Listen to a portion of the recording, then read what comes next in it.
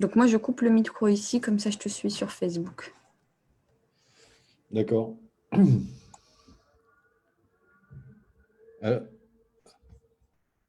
Euh, avant de couper, avant de couper,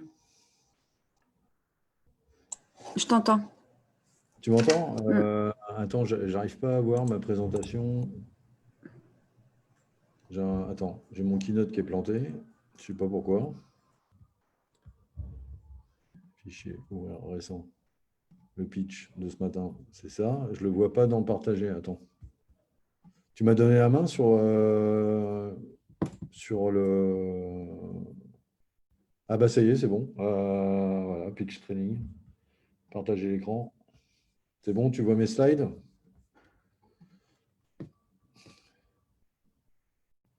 Ok, parfait, on va commencer.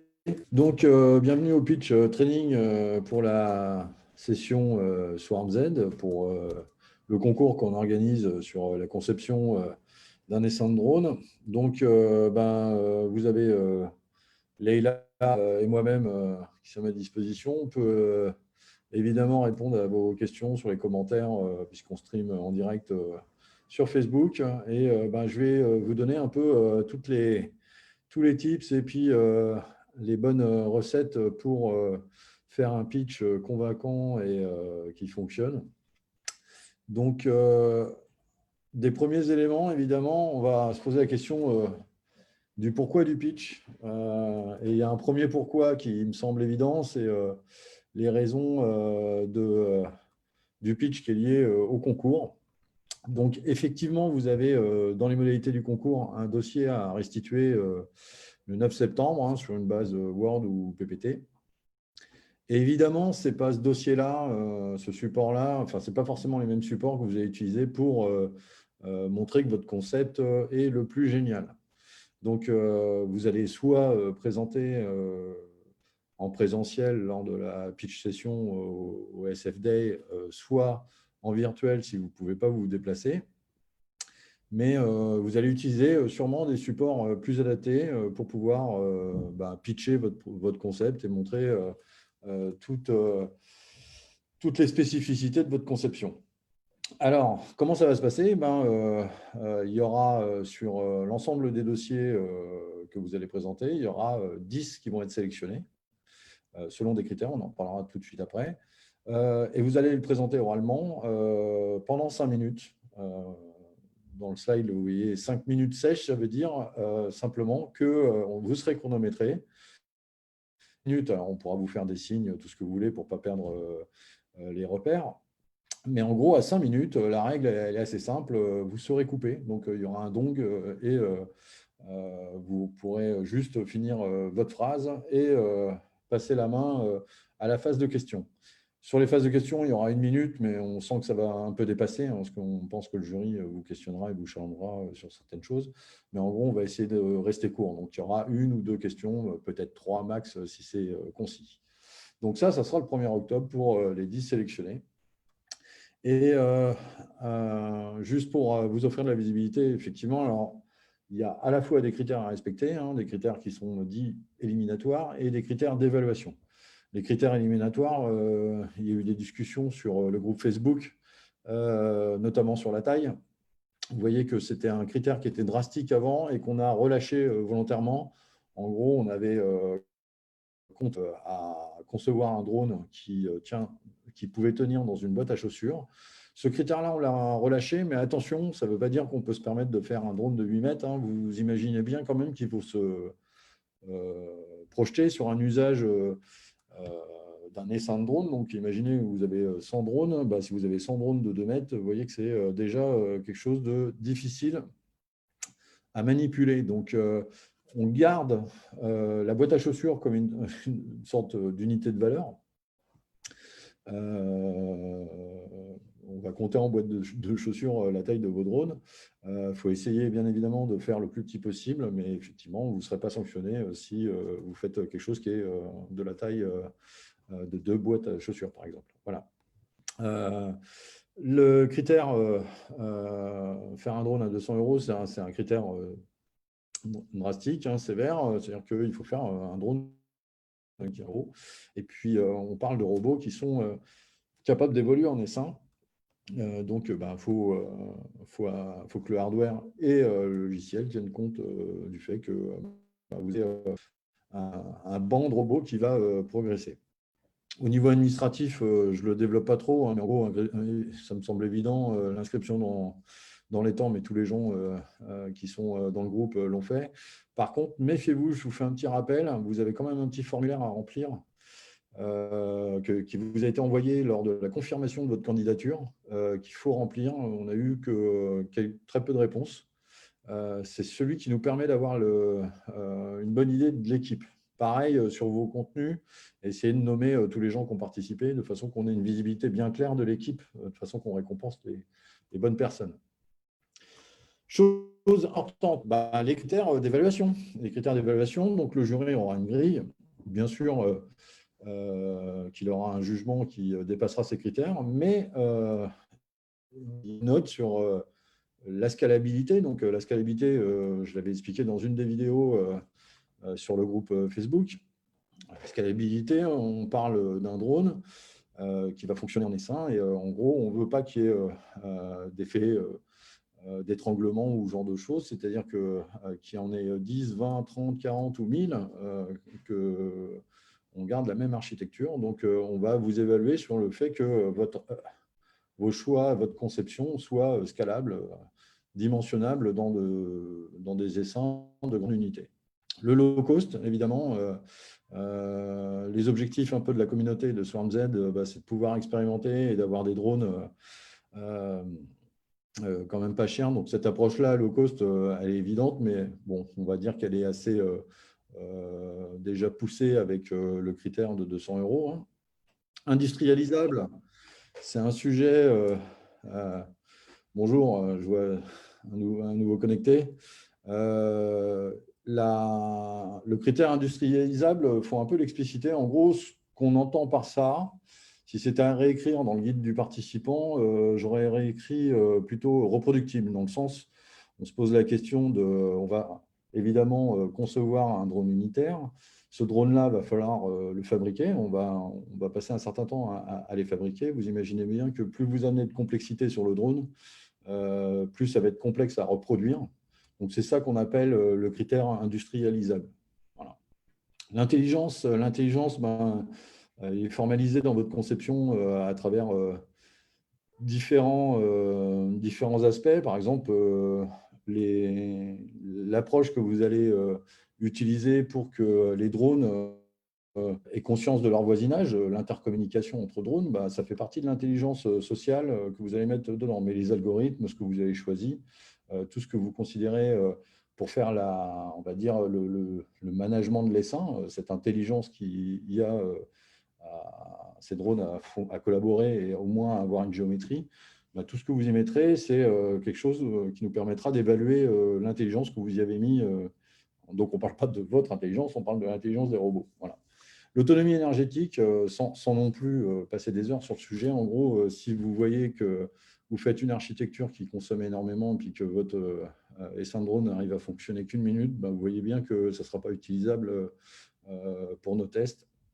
Donc, tout ça, ça fait partie de l'architecture hardware. Il faudra bien en parler. Alors, je vous ai fait une petite proposition, mais vous en faites ce que vous voulez. Mais moi, si je faisais l'exercice à votre place, je me poserais des questions sur comment présenter ma conception et je me poserais, je me demanderais un peu quels sont les points que je veux aborder, quels sont les messages clés sur lesquels je veux convaincre. Et là, je vous ai fait en gros une combo de ce que j'aurais fait. Et c'est tout à fait discutable, ce n'est que mon avis, mais c'est surtout un support, entre guillemets, pédagogique pour vous expliquer un peu la réflexion que vous devez entretenir quand vous allez pitcher et construire votre pitch pour défendre votre projet. Je pense que c'est super important de commencer par pourquoi vous avez fait ces choix. Il y a quelque chose qui vous a guidé, vous avez un concept directeur qui vous a permis de faire vos choix. Vous avez peut-être cherché à faire le drone le plus reproductible, le drone le moins cher, le drone le plus facile à manipuler. Pourquoi vous avez fait vos choix? Vous avez sûrement une raison. Vous n'avez pas fait ça, vous n'avez pas fait, on va dire, une sélection de produits juste pour le plaisir. vous avez fait des choix parce que vous aviez une raison personnelle et ça, vous avez, franchement, il faut vraiment l'expliciter et commencer peut-être par ça. Euh, mais voyez que ça ne correspond pas forcément à un critère objectif, mais c'est des choses qui vont amener de la crédibilité pour défendre votre projet. Voilà. Après, vous pouvez effectivement expliquer que votre construction est viable, montrer votre architecture hardware, parler d'intercom entre les drones, montrer que c'est facile à dupliquer, et puis montrer que c'est scalable, etc. Montrer l'intelligence. Mais surtout, un sujet que même si vous n'avez pas encore de proto, ou si vous avez juste des esquisses de l'objet que vous cherchez à fabriquer, il faut montrer votre concept. Vous êtes obligé de montrer quelle forme ça aura. Et ça, quels que soient les moyens. Et ça, je l'expliciterai pour réussir son pitch. C'est un truc enfin, c'est un phénomène qui arrive souvent aux innovateurs qui se retrouvent à vendre quelque chose qu'ils n'ont pas encore. Donc voilà, c'est des propositions, mais posez-vous la question à chaque fois que vous abordez une question, est-ce que vous répondez à un critère ou est-ce que vous amenez plutôt de la crédibilité ou est-ce que vous amenez le pourquoi de votre conception? Mais en gros, c'est un peu comme ça qu'il faut faire son pitch. Ensuite, je vais aborder un peu les généralités sur un pitch. Il faut savoir que je forme des intrapreneurs ou des fois, je conseille des startups. Donc, je parle du pitch en général. Je vous dirai ce qui est applicable dans notre contexte, mais il y a quand même pas mal de recettes de pitch startup et pas mal d'éléments qui sont assez intéressants à avoir pour le concours Essaim de drone. Donc, et en plus, c'est cool, ça vous fait une formation pour défendre votre startup ou votre projet si vous travaillez dans une entreprise. Je vous mets juste une mise en garde. Je vais vous parler de principe, mais là, je ne vais pas respecter forcément le formalisme du pitch pour vous le présenter. Tout simplement parce que je suis dans un exercice de pédagogie. Je vous présente le pitch tel qu'il est. Effectivement, il y a des choses que je ne ferais pas si c'était un pitch, mais que je m'autorise parce qu'on est dans un pitch training. Voilà. Alors, les origines du pitch. Je ne sais pas si vous le savez, mais en gros, le pitch, ça a un sens déjà dans le baseball. C'est pour ça que vous avez une balle sur cette image. Mais en gros, pitch, ça veut dire lancer. Et c'est l'acte du baseballeur qui lance sa balle de baseball. Et ça s'appelle un pitch. Mais le pitch est plutôt représenté par ce monsieur au gros cigare qui, en fin de compte, est imaginez quelqu'un qui finance des films à Hollywood parce que c'est les origines du pitch. En gros, ça nous vient de l'industrie du cinéma où les réalisateurs qui cherchent à avoir des projets de films doivent passer devant des financiers et leur vendre un film qui dure 1h30 en quelques minutes, en quelques phrases. Ils n'ont même pas assez de temps pour présenter un synopsis ou un storyboard ou un book complet. Ils n'ont même pas le temps de leur projeter des images de leur casting de rêve. Ils doivent les faire rêver et surtout répondre à la question de est-ce que ces financiers vont gagner de l'argent avec ce film? Est-ce que ça va attirer du public dans leur salle en quelques phrases? Et l'art du pitch vient de ça, et puis c'est quelque chose d'assez difficile, où en gros, vous avez des salles d'attente avec pas mal de qui passent à la chaîne devant ces gens-là, et qui pitchent leur projet, et puis qui se font financer ou pas. Et c'est la dure réalité de cette industrie-là. Donc le pitch, ça nous vient de là. Et moi, souvent, je la compare à quelque chose d'important dans la vie, c'est une demande de mariage. Parce que ce qu'on oublie souvent, c'est bien de parler de son projet, mais on parle de son projet pour demander quelque chose.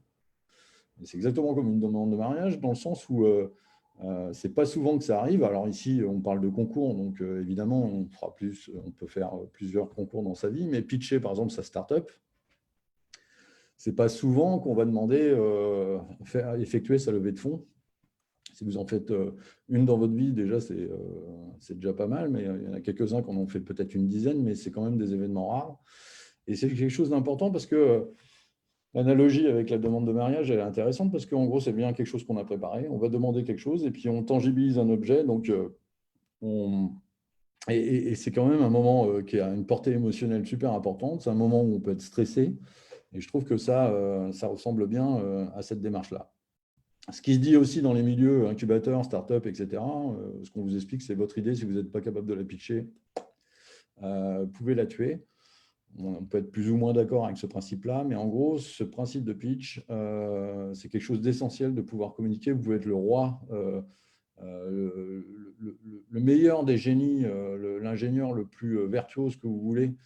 Si vous n'êtes pas capable de vendre votre projet, vous ne serez pas financé, vous ne ferez pas votre produit, vous ne ferez pas votre startup, vous ne ferez pas votre business. Et en l'occurrence, ici, vous ne ferez pas votre concours. Quelque chose d'important, le pitch, tout le monde en parle, mais des fois, on ne parle pas de la même chose. Donc là, je fais un petit hommage à Magritte, mais en gros, c'est pour vous expliquer que vous avez différents types de pitch. À l'extrême gauche, vous avez l'elevator pitch, où en fin de compte, de quoi on parle? On parle de 3 phrases qu'on est capable de dire dans un ascenseur quand on croise un financier de façon à l'inviter à son business pitch qui va durer, lui, plus que 10 minutes où on va aller dans le détail. C'est pas la même chose que le business pitch qui permet de faire une levée de fonds. Et le format, ça va de 3 phrases à quelque chose qui peut durer de 30 minutes. Nous, ce qui nous intéresse ici, on parle d'un format intermédiaire qui est utilisé beaucoup dans les concours ou dans les protocoles d'entrée dans les startups. On parle d'un format de 3 à 5 minutes. Ici, bien sûr, on parle du concours sur la conception d'un drone, pas d'un business, mais en gros, on est sur un format de 5 minutes. On est 2 fois moins qu'un format TED, pour ceux qui connaissent TEDx. TEDx, c'est à peu près 10 à 12 minutes.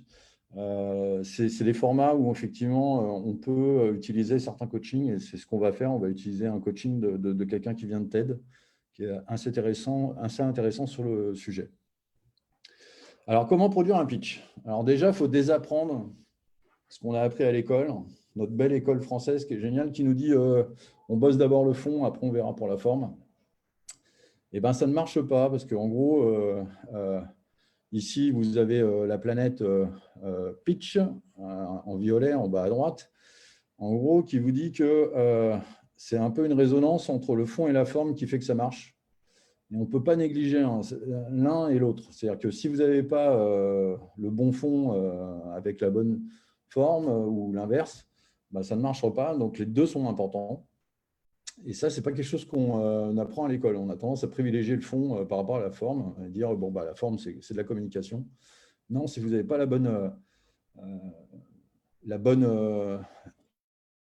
bon média, on va dire, ou la bonne façon de faire, bah, vous avez toute l'intelligence que vous avez mis dans votre texte, bah, ça ne passera pas. Je rappelle quand même au centre, l'objectif, c'est de la recherche d'impact. Ce n'est pas un acte de communication bénin, c'est ce qu'on cherche à faire, c'est on recherche de l'engagement. Hein. On recherche à soit avoir, dans notre cas, un jury qui vous donne son vote pour que vous gagniez. Et dans le cas d'une business, dans le cas d'une startup, vous cherchez du financement ou des recommandations, ce genre de choses. Pareil, je vais sur la planète message clé. Vous pouvez avoir la meilleure stratégie de com que vous voulez, avoir des contenus merveilleux, mais si vous n'êtes pas capable de porter avec conviction certains messages, ça ne marche pas non plus. Donc, il faut trouver à la fois le discours et votre stratégie de com et quelque chose capable de porter avec conviction de façon à convaincre au maximum. Souvent, les gens cherchent à singer une keynote de Steve Jobs. Moi, je ne suis pas Steve Jobs. Si je suis dans son style, ça ne va pas marcher. Je vais carrément être à côté de mes pompes et je ne pourrai pas avoir l'impact que je veux sur les messages clés, quoi. Je ne peux pas l'aborder de la même manière. Je peux piquer peut-être quelques recettes, mais tout ne va pas être compatible avec moi. Et pareil, tout ça, les messages, comment on les trouve, comment on est sûr qu'ils fonctionnent, il n'est pas dans l'évaluation de l'efficacité de votre pitch, il n'est pas chez vous, il est dans le regard de votre audience. C'est votre audience qui sait si ça fonctionne ou pas, si vos messages clés fonctionnent. Et ça, vous pouvez le savoir que parce que vous testez. Vous le testez sur des gens et puis vous recueillez des feedbacks. Et ça en permanence. Et contrairement à ce qu'on apprend à l'école, on ne fait pas l'un et après l'autre. C'est plutôt quelque chose d'itératif. On est tout le temps en train de le refaire pour essayer de trouver les bons messages et les bons efforts. Alors, je ne suis pas en train de vous dire il va falloir bosser comme des malades. Hein, ce pitch, mettez pas trop d'efforts sur le pitch du concours et Syndrome. Mais si jamais un jour vous défendez votre start-up pour une levée de fonds, vous voyez bien qu'il va falloir travailler énormément ces messages-là. Le modèle qu'on va utiliser, donc, c'est le modèle de David Beckett. Hein. C'est un coach de chez TEDx qui est assez intéressant. Il fonctionne par strat. Et dans la deuxième partie de cette présentation, on va expliciter chaque strat. Alors, vous voyez que c'est un peu indigeste. Vous voyez, typiquement, ça, c'est quelque chose qu'il ne faut pas faire en pitch. C'est des slides trop compliqués et qui ne facilitent pas la lecture. Mais on va y aller petit à petit, puis vous avez les liens si vous voulez en savoir un peu plus sur ces contenus. Quelque chose pour commencer aussi qui est assez intéressant, c'est Dan Rum qui explique un peu quelle est la portée émotionnelle qu'il faut avoir dans son pitch pour être vraiment efficace. Et alors, ce qu'il vous explique, c'est que globalement, dans les entreprises ou dans la vie professionnelle, hein, le mode de communication qu'on utilise le plus souvent, c'est la réunion de reporting, ou la réunion d'échange, vous l'appelez comme vous voulez. Mais en gros, on est assez habitué, surtout dans le monde technique, à faire du reporting, mais dans des formats de réunion qui sont très flat, très plats au niveau émotion. C'est-à-dire qu'on échange, on a des messages clés, on a surtout des faits, on va dire, voilà, les ventes ont progressé de 20%, on passe à l'information suivante. Au niveau ressources humaines, on a embauché et on a atteint nos objectifs. Et vous voyez que c'est assez neutre.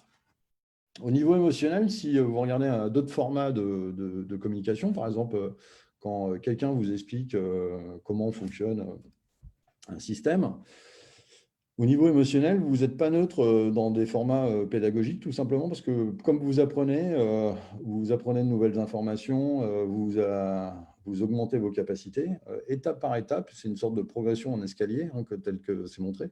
Mais à la fin, vous avez un niveau émotionnel assez élevé parce que vous êtes content, vous avez appris des choses. Évidemment, si la formation a fonctionné.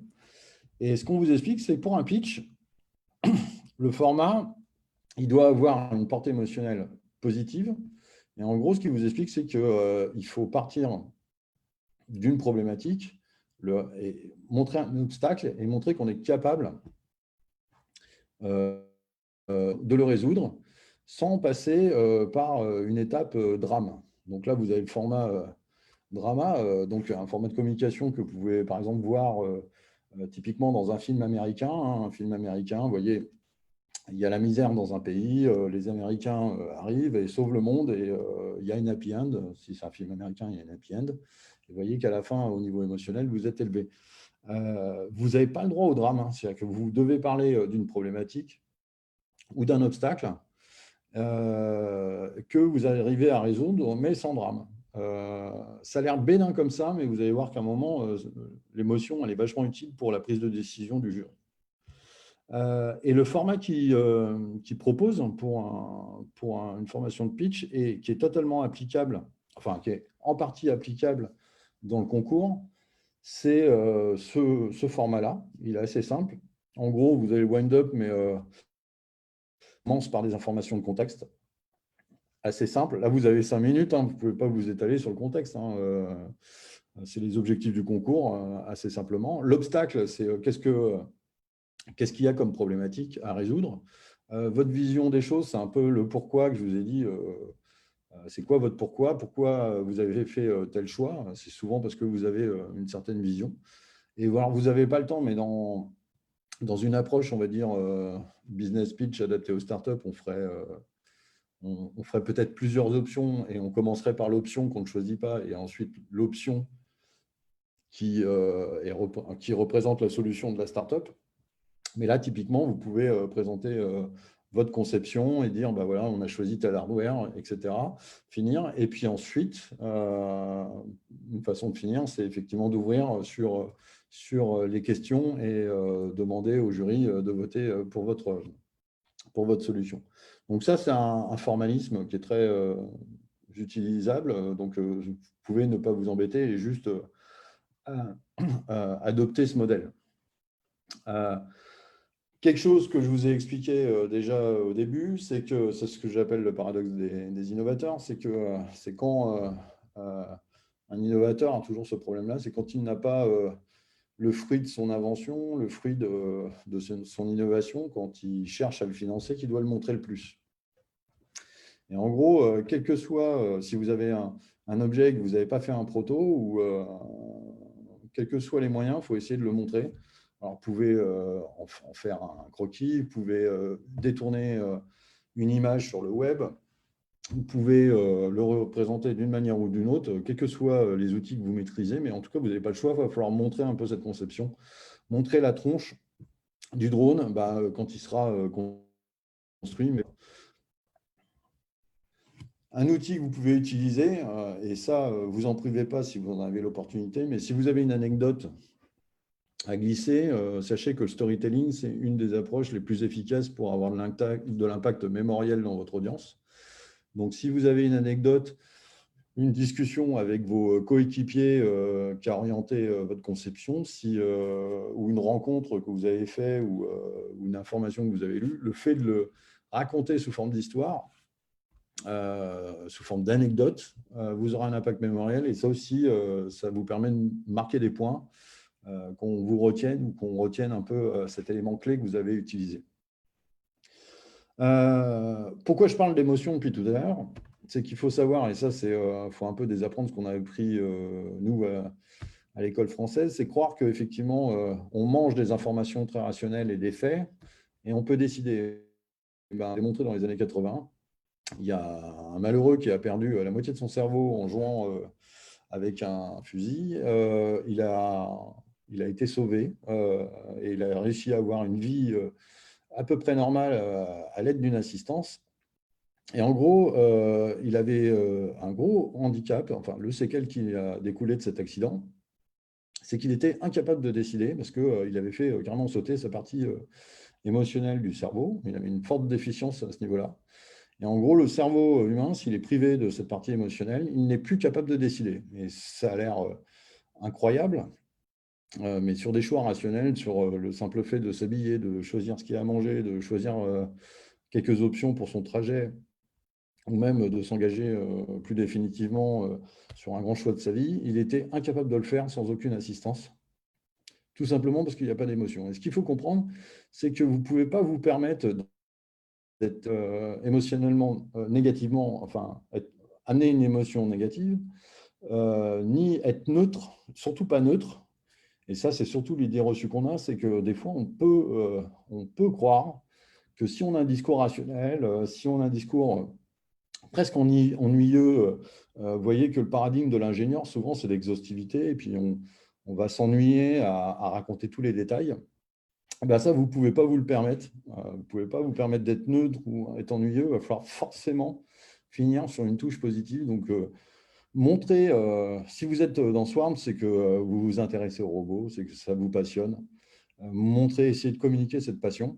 Ça vous servira forcément. Alors, évidemment, il ne faut pas non plus que ça soit… on ne vous demande pas de nous faire pleurer. On ne vous demande pas aussi de nous faire rire. Hein. Des fois, on interprète mal. Ce n'est pas une pièce de théâtre dramatique, mais en tout cas, vous avez le droit d'exprimer votre passion et de faire communiquer votre joie à votre jury. Ça sera toujours quelque chose qui vous servira. Alors, je vous donne des principes qui s'appliquent dans Silicon Valley, dans la Silicon Valley. C'est des principes qui sont totalement applicables si vous rentrez dans l'incubateur, le garage de Guy Kawasaki. Ça marche très bien. Mais bon, on va un peu déroger à tous ces principes-là. Il ne faut pas oublier qu'on est dans un contexte français avec des gens en jury qui ne sont pas forcément familiers avec l'art du pitch. Donc, sentez-vous vraiment libre de dire, bon, ben, ça, je ne le sens pas, ça, je ne le maîtrise pas, ce principe-là, je ne vais pas l'appliquer. Il faut un peu ramener ça dans la réalité du contexte. Vous ne pouvez pas faire un pitch qui respecterait toutes ces règles-là, ça serait sûrement adapté à Palo Alto, mais pas ici, hein, pas quand on présentera. Donc, faut pas, c'est pas scolaire ce que je vous présente. Vous avez vraiment votre libre arbitre. Il faut faire des choix. Quelque chose qui est bien de faire avec ces principes-là quand on les apprend, c'est de dire, ben, par rapport à ce que j'ai vu, j'ai un gros défaut sur ce point-là et c'est vraiment ce point-là que je vais travailler au maximum et essayer d'être bon dans ce domaine-là. Alors, je vous donne pas mal de références, hein. Le document, on va l'échanger ce soir avec Leïla et on va le mettre sur le groupe Facebook, donc vous pourrez l'utiliser. Dans les vidéos que je vous recommande, il y a une pépite. C'est vraiment celle qui est en haut à gauche, comment avoir l'air intelligent en faisant une présentation à TEDx. Cette vidéo, c'est une perle parce que le monsieur que vous avez là, en gros, utilise de la communication, du storytelling qui est utilisé à TED ou dans les revues de pitch ou ce genre de choses. Il vous dit strictement rien, mais il vous tient en haleine pendant 12 minutes. Et c'est vraiment une pépite. Et il va vous expliquer, en gros, si vous décryptez un peu cette vidéo, vous allez voir un peu tout ce qui permet, tous les artifices qui vous permettent effectivement d'être engageant, de faire passer un moment agréable à votre jury et surtout avoir un impact de communication vraiment efficace. Alors après, dedans, il y a des choses très intéressantes. Vous avez à droite Guy Kawasaki qui explique pourquoi utiliser la règle des 10-20-30. J'explique juste un peu la règle des 10-20-30. 10-20-30, c'est une présentation pour les startups qui rentraient dans son incubateur. En gros, c'est 10 minutes, 20 slides maximum, et 30, c'est la taille de la police minimum. Donc 30, amusez-vous sur un PowerPoint, surtout si vous travaillez dans une grande entreprise, à mettre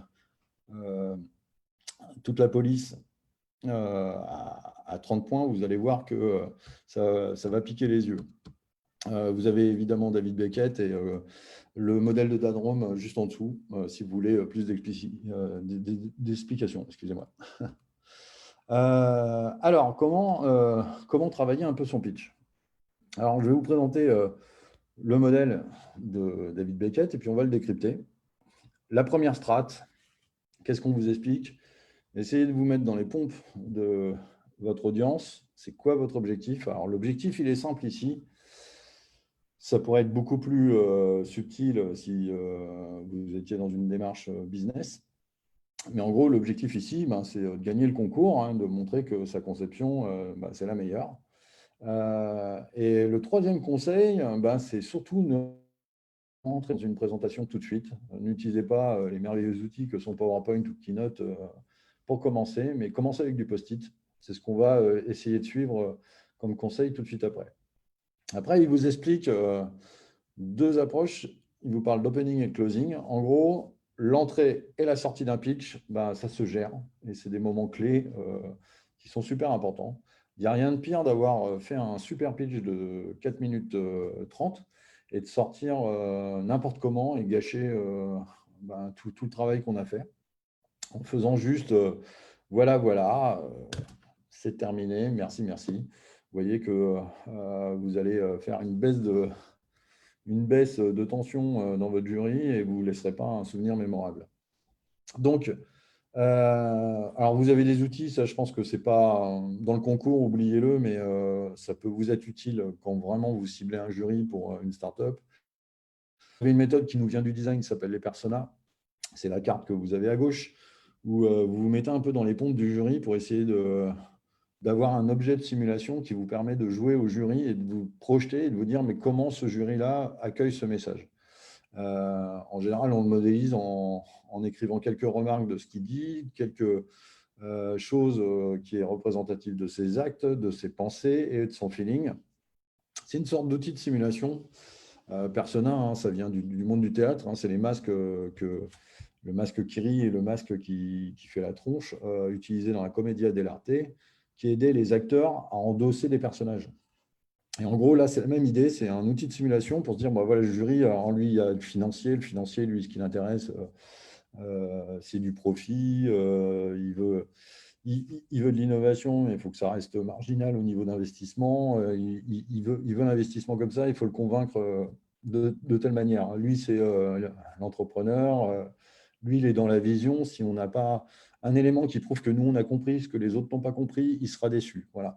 Et en gros, ça permet de projeter. Alors, cet exercice est très bien dans un jury euh, moins pluridisciplinaire que le nôtre. Mais c'est quelque chose qui est vraiment utile si vous défendez votre projet devant, si vous êtes une start-up. Après, effectivement, l'objectif, c'est aussi important. Et en gros, ce triptyque-là, il est assez important. C'est pas vous l'objet de, qui va engendrer une décision. C'est à la fois vous, mais c'est aussi le jury et ce que vous avez comme objectif. Donc, ne pas perdre ça à l'esprit. Alors, la méthode, ben, ça, c'est simple. Vous avez des messages clés que vous voulez absolument communiquer à votre jury. Ben, je vous propose d'avoir un message par post-it et vous commencez à les coller soit sur votre board, soit sur votre table. Et c'est ça qu'il va falloir manipuler un peu, trouver le fil conducteur pour un peu les présenter. Et ce que je vous propose de faire, c'est effectivement, il y a des moments importants dans cette présentation. Vous avez effectivement, on va dire, des messages d'une importance d'un certain type, et il y a des messages qui sont quand même plus importants. Dans les messages les plus importants, évidemment, il y a les messages qui vont permettre d'entrer. Hein. C'est quoi, comment vous allez casser la glace quand vous allez rentrer. Vous voyez toujours ce petit moment super désagréable quand vous ne savez pas quoi dire. Si vous ne le préparez pas, vous allez vous planter ou vous allez faire un effet pchit. Donc, c'est quoi votre icebreaker? Comment vous rentrez? Alors, il y en a certains qui utilisent une blague. Il y en a certains qui vont poser une question pour aller engager le jury juste avant de commencer. Mais c'est quoi votre icebreaker? Et ça, cet aspect-là, la façon de commencer, c'est vraiment quelque chose que vous devez maîtriser. La sortie. La sortie, évidemment, je vous en parlais tout à l'heure, c'est quelque chose qu'il faut préparer. Ne terminez pas en disant, voilà, c'est bon, on arrive au dernier slide. Vous pouvez évidemment remercier, vous pouvez faire passer sur les questions. Vous pouvez finir sur un slogan, vous pouvez faire ce que vous voulez, mais en tout cas, n'oubliez pas que c'est les derniers moments où vous avez la main. C'est vraiment une opportunité pour finir en beauté. Et puis, dans l'ensemble des messages que vous avez, là, qui sont présentés en jaune, il y en a certains qui vont sortir du lot. Tous les messages ne vont pas être traités à la même importance. Il y a ceux qui sont en rouge, ce qu'on appelle des fois les battements de cœur, les heartbeats du pitch. Ces informations-là, il va falloir les traiter un peu différemment. Il faudra peut-être insister un peu plus dessus. Et ça, il va falloir les gérer. C'est-à-dire que vous ne pouvez pas tout mettre en jaune et traiter votre propos de manière aussi plate, de manière avoir tous les messages au même niveau. Non, il y a des messages qui sont plus importants que d'autres.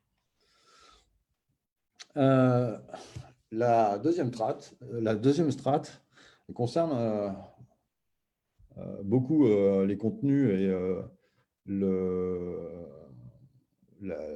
support que vous allez utiliser. Et si par exemple vous choisissez d'avoir un PowerPoint, en gros, il faut voir qu'il faut forcément être focalisé sur une communication visuelle. La façon la plus simple, c'est d'avoir une image, une phrase ou 3 bullet points maximum. Et un des travaux, enfin, ce que vous devez faire absolument, c'est vraiment un effort en permanence de dire, mais est-ce que je suis à l'essentiel de l'information? Vous pouvez montrer la complexité, mais si vous montrez la complexité, le message global, c'est de montrer que vous avez une architecture qui tient la route d'un point de vue global. Mais vous n'avez pas commencé à faire une énumération exhaustive d'un plan de masse, par exemple, vous n'avez pas, ou d'une architecture logicielle. Vous allez plutôt focaliser sur un élément parmi cette archi et l'image de l'architecture vous donne un élément de crédibilité. Et le premier message, c'est de dire, regardez mon architecture, il y a ça, il y a ça, il y a ça. Si vous avez besoin, si le jury a besoin d'en savoir plus, il posera des questions après la présentation. Mais pendant les 5 minutes, si vous commencez à rentrer dans du détail, vous voyez que ça ne marche pas. Donc, il faut vraiment essayer de focaliser sur le message et l'information. Et en gros, si vous avez une archi, dire, voilà, l'endroit clé, le système clé, la magie de la technologie qu'on a utilisée, c'est ça. Voilà. Et ça, c'est une façon de le dire très clairement. Et en gros, à chaque fois, il faut se poser la question, c'est quel est le message ou quels sont les 3 bullet points maximum, max 3 pieces of information, c'est le troisième élément de cette. C'est vraiment quelque chose d'important. Autre conseil sur la gestion des slides. Faites les slides en dernier quand votre map de message est claire. Pareil, sur les transitions, ça doit être sans couture, c'est-à-dire qu'on ne doit pas avoir de rupture de style. La seule rupture de style que vous pouvez vous permettre, c'est quand vous faites un effet avant-après, c'est-à-dire vous expliquez ce qui se passait dans les années 20, et là, vous allez être en noir et blanc, et vous allez passer en couleur parce que vous allez expliquer la vraie vie d'aujourd'hui. Ça, c'est une forme de narration ou d'explication qui permet la rupture de style. Mais sinon, c'est exceptionnel. Normalement, ça doit être tout d'une traite. Toutes les ruptures de style, effectivement, vous allez faire perdre de l'attention dans votre audience. Alors, minimum de texte, ça, c'est une des règles auxquelles je déroge le plus. La police 30, tout dépend du contexte. Voilà. Les supports, évidemment, sont managés visuel. Ce qu'il faut assez comprendre, c'est que plus vous avez d'informations sur vos slides, que ce soit du texte, et vous voyez que là, je déroge à cette règle parce que je fais une liste, plus vous en mettez, moins on vous regarde vous. Et n'oubliez pas que vous cherchez à convaincre. Donc, ce qui est important, c'est qu'il y ait votre regard dans le regard du jury, que vous allez chercher l'acquiescement à chaque fois que vous avez des affirmations. C'est ça qui est important. Et à chaque fois que vous avez un support qui attire plus l'attention que vous, sachez que vous allez perdre ce moment clé où c'est vous qui êtes en maîtrise et c'est vous l'objet. Pas d'animation ou d'artifice qui porte le sens, donc ne délirez pas sur les animations. S'il y a une animation, c'est qu'elle sert le discours. Si effectivement vous parlez de choses où vous progressez, où vous avancez, que vous utilisez une animation qui avance, c'est très bien, il n'y a pas de souci. Mais méfiez-vous de toutes ces animations gadgets, les damiers, les rotations et compagnie. Ça fait souvent un effet has-been, voire maladroit, et ça, vous perdez des points. Les graphes, pareil, tout ce qui est graphe, les schémas les plus simples possibles. Le style constant, je l'ai un peu dit, je me répète. Si vous utilisez le masquage, franchement, vous irez plus vite. Mais voilà des tips que vous trouverez sur Internet assez facilement. Je vous ai mis le lien. Vous pouvez très bien aller voir de vous-même tous ces tips-là qui sont assez connus. La troisième strate, alors ça, c'est quelque chose qu'on oublie beaucoup, surtout chez les gens qui ont des formations techniques, c'est tout ce qui est non-verbal.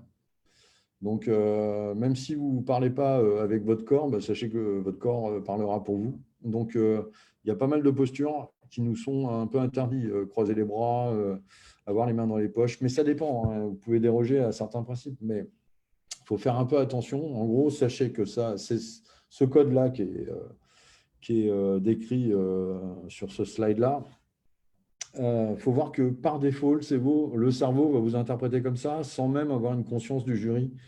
Mais en gros, vous allez avoir des malus, des points négatifs à cause de certaines postures. Donc, il ne faut pas trop bouger. Il faut effectivement avoir une position tonique. Si vous vous déplacez, vous n'avez aucun souci là-dessus. Mais arrêtez-vous un moment. Essayez de ne pas user la moquette. Essayez d'avoir une position qui soit tonique. Et puis surtout, n'oubliez pas, vous avez une audience, vous avez un jury, donc vous aurez un grand nombre de personnes. Balayez du regard, essayez d'aller chercher du regard chaque fois que vous affirmez quelque chose.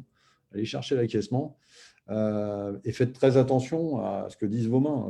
Souvent, moi, j'ai vu dans des sessions de pitch, que ce soit en revue ou sur des concours, j'ai vu des gens qui disaient des marches carrées. Donc, des fois, les mains, elles ne disent pas ce que la bouche raconte. Avec le stress, vous avez aussi du bruit dans le body language. Il faut voir, un des meilleurs moyens, c'est de se regarder en vidéo, se filmer donc, pendant vos entraînements de pitch. Il y a un truc qui est assez pratique, c'est que vous passez en accéléré et vous allez voir comment vous utilisez l'espace. Est-ce que vous êtes en train de gigoter partout? Est-ce que vous êtes en train de faire tout le temps le même mouvement? Est-ce que vos bras gesticulent un peu partout? Donc, c'est assez important d'être en maîtrise parce que tous ces éléments-là, des fois, sont des signaux faibles du stress et on n'a pas envie de s'identifier, on n'a pas envie d'être d'accord avec quelqu'un qui est en souffrance. Donc, je ne sais pas si vous connaissez ou si vous avez déjà vu des gens avec un micro quand ils sont stressés, le micro, il fait ça. Ou des fois, vous pouvez avoir d'autres d'autres artifices qui sont carrément, qui vont faire que votre audience ne va pas vous écouter. Donc ça, très important de travailler cet aspect-là et d'être en maîtrise, sachant qu'il faut éviter les grosses erreurs et il ne faut pas non plus se mettre la rate au courbouillon. Moi, il y a des défauts que j'essaie de corriger depuis au moins plus de 20 ans. Voilà. La voix, c'est toujours difficile. Alors, si vous êtes en ligne, en virtuel, pas évident d'avoir des retours pour savoir comment on vous entend. Hein. Mais dès que vous êtes dans une salle, méfiez-vous. Il faut porter sa voix suffisamment loin. Un des signes aussi du stress, ben, c'est le vibrato dans les voix, dans les cordes vocales. Donc ça, il faut essayer de le maîtriser. Ça va de pair, souvent la voix va de pair avec quelque chose qui est un peu contre-intuitif, mais on a une bonne voix et on arrive à tenir parce qu'on pose des silences. Et le fait de poser des silences, d'avoir des respirations, et ça vous permet d'avoir la dynamique sur la durée du pitch. 5 minutes, parler pendant 5 minutes, bah, c'est un exercice quand on n'est pas habitué qui peut vous essouffler. Si en plus, vous êtes en mode Speedy Gonzalez à avoir une expression super rapide, vous allez voir que vous allez être en déficit d'oxygène, il va vous manquer un peu de respiration, et vous allez parler de moins en moins fort, et du coup, vous allez épuiser votre audience. Donc, quelque chose qui est super important, si vous voulez garder un peu la tonicité de votre voix, posez des silences. Et le silence a une vertu qui est vraiment excellente. C'est qu'en fin de compte, quand vous utilisez un silence, chose que je viens de faire tout de suite, en fin de compte, ça vous permet de souligner ou de surligner un propos. Le fait d'utiliser un silence permet d'insister sur un message. Donc, une règle que je vous conseille fortement d'appliquer, ben, vous avez 5 minutes. 5 minutes, essayez de placer 5 silences que vous allez respecter dans votre propos et essayez de les placer sur les mots, sur les messages qui sont essentiels pour votre présentation. Donc, et ça, c'est quelque chose qu'on oublie assez souvent. Souvent, alors, le stress n'a pas les mêmes, on est un peu inégaux là-dessus, hein, le stress n'a pas les mêmes répercussions. Il y a des gens qui parlent très vite et il y a des gens qui parlent plutôt lentement. Mais lentement et monotone, ce n'est pas bon non plus. Il faut bien qu'il y ait des ruptures de rythme. Donc, cette règle-là, appliquez-la tous. Voilà. Donc, vous avez pas mal de choses sur le body language. Hein, je vous conseille particulièrement la vidéo de Stanford en haut à gauche, hein, mais les deux autres sont très bien. On peut vous donner pas mal de bons conseils. La dernière strate du modèle de David Beckett, évidemment, on finit sur un call to action. Ici, c'est clair, hein, c'est voter pour moi. Finissez à 5 minutes parce qu'en fin de compte, qu'est-ce que vous faites là en ce moment quand vous pitchez à System Factory? Vous êtes en train de présenter, en fin de compte, un dossier de conception, donc vous cherchez à être crédible.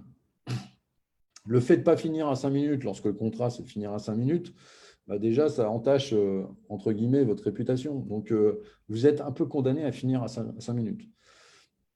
Alors, vous allez me dire, c'est pas facile de viser, etc. Ben, cherchez à bien viser, à faire, vous visez, vous calez sur votre temps personnel. Essayez de regarder si quand vous êtes stressé, vous allez plus vite que le train ou vous allez moins vite que le train.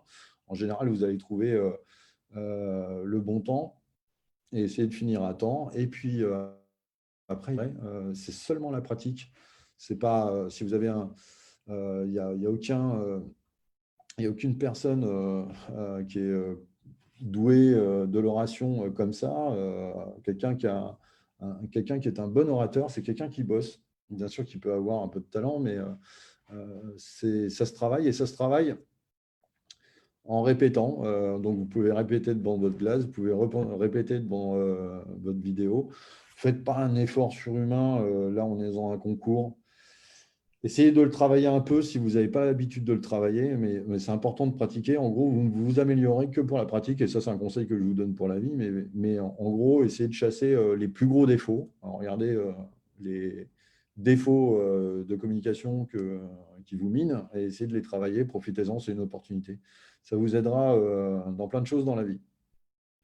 Je vous mets un petit outil qui permet de travailler si vous avez des coéquipiers, qui a une sorte de canvas qui vous permet d'avoir un outil qui vous permet d'avoir un plan et surtout qui permet de donner à vos collègues sur la partie droite une sorte de grille d'évaluation pour voir est-ce que on retient bien les messages clés, est-ce qu'il y a des faits qui sortent de tout le propos, est-ce qu'au niveau émotion, c'est satisfaisant, est-ce que la voix est bien portée, est-ce que le langage corporel est en adéquation avec le propos, est-ce que le regard est maintenu, etc. Donc, ça vous permet de tester un peu ludiquement, vous jouez au jury et ça vous permet de vous entraîner. Donc ça, c'est un canvas que j'utilise régulièrement, mais plutôt dans les programmes intrapreneuriaux à l'intérieur des entreprises. Ensuite, ben voilà, je vais m'arrêter en citant Edison. Edison, il disait que le génie, c'est 1% d'inspiration pour 99% de transpiration. Ben voilà, moi, je vous ai délivré quelques conseils que j'ai utilisés le long de ma vie d'innovateur. Mais bon, ça ne représente pas grand-chose, tous ces conseils, c'est bien gentil. C'est ce que vous en ferez qui vous apporteront de la valeur. Donc, moi, je vous souhaite de bon courage. Si vous avez des questions, n'hésitez pas. Et je vous offre un petit bonus, si jamais vous avez un peu de temps. Essayez de regarder sur Internet, sur la fiche Wikipédia, ce que c'est Pechakusha. Pechakusha, ça veut dire bavardage en japonais. Et en gros, c'est un des formats les moins utilisés en France pour présenter un objet, mais il n'est pas applicable dans le concours, mais c'est un très bon outil enfin, quoique, il pourrait être applicable, mais il faudrait déroger à la règle du Pechakusha, mais c'est un très bon outil pour s'entraîner. Moi, je le fais pour certaines présentations dans le cadre de mon boulot. Donc, le format, il est assez simple. 20 diapositives, hein, pas une de plus, pas une de moins.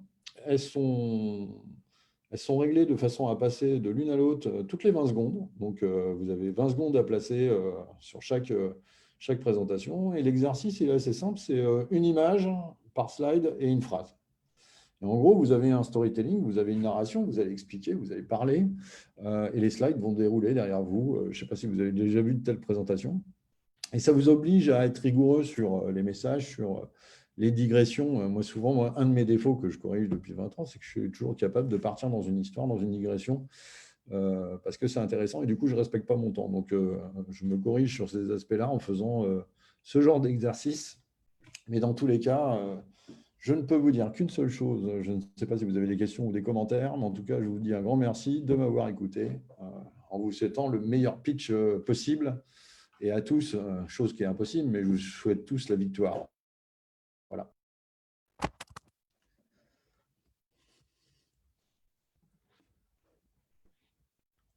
Coucou.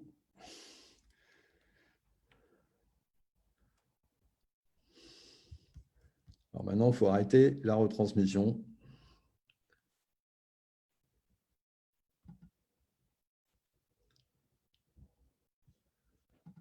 Leïla est revenue.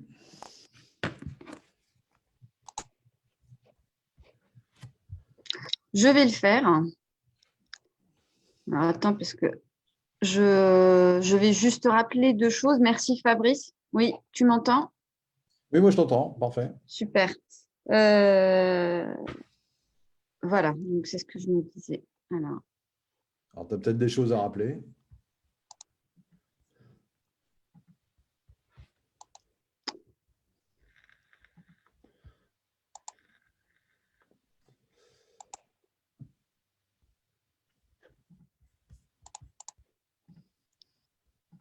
bon. Donc, tu m'entends? Oui, je t'entends. Super, parce que j'avais les deux volumes encore une fois. Donc, merci Fabrice pour le pitch. Le pitch sera disponible, je pense, sur Facebook encore à un moment.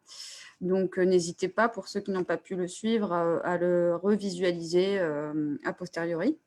Nous, de notre côté, on attend la réception de d'abord votre candidature sur le Google Form avec vos coéquipiers et le concept global. Et puis, nous attendons vos dossiers de conception sous forme de PPT ou de Word à nous faire parvenir avant le 9 septembre, donc la date de clôture des candidatures. Et donc, par la suite, il y aura la première évaluation des différents dossiers reçus. S'en suivra bien sûr une notification aux différents participants pour une éventuelle participation lors du SF Day, donc, qui se déroulera le 1er octobre 2020. N'hésitez pas à nous solliciter si vous avez des questions au niveau de la logistique, l'administratif et même technique, bien sûr, par Facebook. Donc voilà, sur ce, je vous remercie tous et puis je vous souhaite une bonne fin de journée. À très bientôt. Merci Voilà. Fabrice. Au Merci. revoir. Salut.